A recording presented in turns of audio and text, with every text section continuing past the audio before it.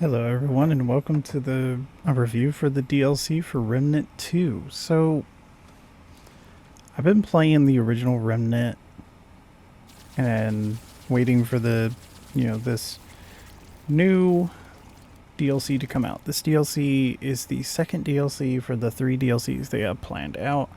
And so, for this one, it's spoiler free. This is my first technical run for myself. So that's why, as you can see, I had to re-roll because I for issue with the last DLC. Let's talk about the good. So the good with this DLC is the new weapons, the new archetype, which as of this recording, I still do not have, and I at least have one of the new weapons. The crossbow, I still don't have. So, but like I said, as of this recording, I do not have the new archetype, so I cannot say how the new archetype is. I can say what the one of the weapons is. It's a melee weapon. It's not my type of weapon, so I didn't really use it that much. I know what it does, but I'll let everybody find out. It's been out for a while, so basically, the other good thing about this DLC is that it's a new area, new enemies, which is always exciting to have to deal with new enemies and new bosses. And at least in this video, I only dealt with one of the bosses because, well, I don't want to spoil a whole lot because some of the bosses are pretty interesting. My only gripe is one of the bosses, and like I said, I'm not going to spoil anything because, well, y'all find out when y'all get to the point of seeing this boss, whatever the role is for yours. Because at least for mine, when I did my first playthrough with my friend, me and him did this together. That's why when I re-rolled, I do not have a current playthrough. So this is technically my first real playthrough. So, it really lacks the creativity that you kind of would want in one of the bosses. One of the bosses is more like a generic enemy more than a actual boss, if that makes any sense. He has boss mechanics, but he works mainly like just like a blockade for you. He doesn't really like operate in terms of how a real boss should, because like you'll see in this one, I at least got one of the bosses, and he was the technical first boss for me even in my last playthrough. So even with this boss, he had unique mechanics. I at least, like you'll see a little bit later, I did die at least once fighting that boss, even though, yes, I am playing on the easiest difficulty, which, I mean, I'm not trying to go crazy playing solo, and, I'm trying to still enjoy the DLC. So, basically, the new enemies is also one of the good things. I really enjoy the new enemies, especially like that new flying enemy. He's very annoying to fight, but also it's a good fresh taste on some of the new enemies that they do have. Especially this character, whenever you get the opportunity, do talk to him. I already know the items that he sells and everything. It's some pretty good items. So you'll see that NPC a lot throughout this DLC. He mainly just kind of, if you're interested in where the story is going in terms of this DLC, he's a very good NPC to talk to. He will kind of give you that lore taste if you really like the lore for Remnant, which when we did, it was very interesting to learn some of the things that we learned. Now to the bad things that I don't like about this DLC. Some of the main things and my main complaints is even with the last DLC. And I don't expect them to, make a whole new, boss area for the game to make the game, to give us that same longevity that we would have if we had a brand new game of some sort, which I'm not saying that. I'm going to say that it still feels like we only get a little of everything. And I know the game is about replayability and stuff, but if you continue to replayability and you try to get those new bosses and whatever, like how in the first game, or even in this game, to get some of the unique bosses, you need to keep re-rolling to hopefully you might get those unique bosses, you might get those unique interactions, and you might get those unique weapons.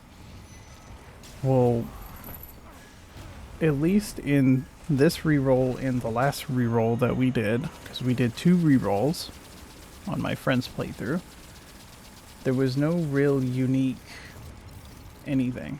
There's no unique bosses. A lot of them were the same. There was a boss from the last time that we did this. The last time that we came to not this general area, but the area that it is set for, where the route and the new enemies are. So how it's set up is that we encounter one of the bosses that is from that area that is in this DLC. And I mean, I get it, but it doesn't have to be a short DLC, because this is a very short DLC. You can one-run this pretty easily and then re-roll and then rerun it again, because you might not get the one you want. So you might have to keep re-rolling and re-rolling and re-rolling to hopefully get it. But at least from my experience so far, I did not get that. I did not get the satisfaction of being able to re-roll, because I don't even, like, there currently at this moment, I do not know if there's any videos about the new archetype. It looks like a very interesting archetype. I'm very curious on how to get it. There also is there's a good puzzle in there too for one of the items you can get. It gave me a ring that I've already had, but it is a very, like, it's a short DLC. Don't expect a long gameplay loop. Like in the previous DLC, it is very short. There's a lot of side bosses. Like in that area, I've already fought the boss over there. There's the side boss over there. It's one of those corrupted enemies, which there's 2 of them that you can encounter. There is one in one of the other areas that I go to, and then there's one a little in the beginning right there. So especially the map for me was very unique and very different. I really liked how the layout of the map was. Some of the enemies, they were unique, especially that big plant creature. He was very unique. I really like him, and I think that's how the new archetype is inspired, by the new root enemies. And so, like, as you can see too, I'm wearing the new armor. Well, at least in my friend's playthrough, we managed to get the armor. And so it's a very cool armor. I like the style. The style is probably one of my favorite styles in the game. But at least as of this recording, I did not get the crossbow. I did not get the new archetype. And I do not know if there's any other extra weapons. I know there's some other abilities you can set on your weapons.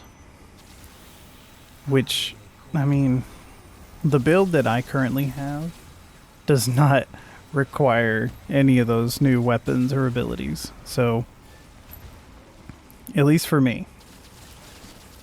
But yeah, so I just wanted to kind of have the the chance to review the game. I'm gonna let the rest play through. It's a non-commentary, so yeah. I hope y'all enjoyed the review. I do think it is for the price of it, yes, it's good, but just don't expect to get a whole lot out of it in terms of how much replayability, in terms of, well, you're gonna find the same generic, like what I said earlier, you're gonna find a generic enemy that for some reason was made a boss with a little bit of boss mechanics. So that's the only real thing about this. But other than that, if you're looking into, or unless you've already done the DLC for Remnant 2, the new DLC, let me know in the comments. I want to know y'all's opinion on the DLC, how y'all feel about how short this DLC is, because I feel like this one might be a little bit shorter than the Awakened King, which the Awakened King was pretty good. A lot of unique bosses and a lot of unique enemies. But in terms of this new DLC and where this DLC has set up new enemies and new archetype and stuff, so I want to know y'all's opinion down below, and I hope y'all enjoyed the review. I don't usually do reviews, but I just thought I'd have a nice review out for Remnant 2. I will be doing another sort of commentary video I'm super excited for. We're going to be talking about Cyberpunk, so I hope you guys enjoyed the video, and I hope you guys are really excited to see what's coming up next within the coming days that I'll be working on. So I'll see y'all in the next one.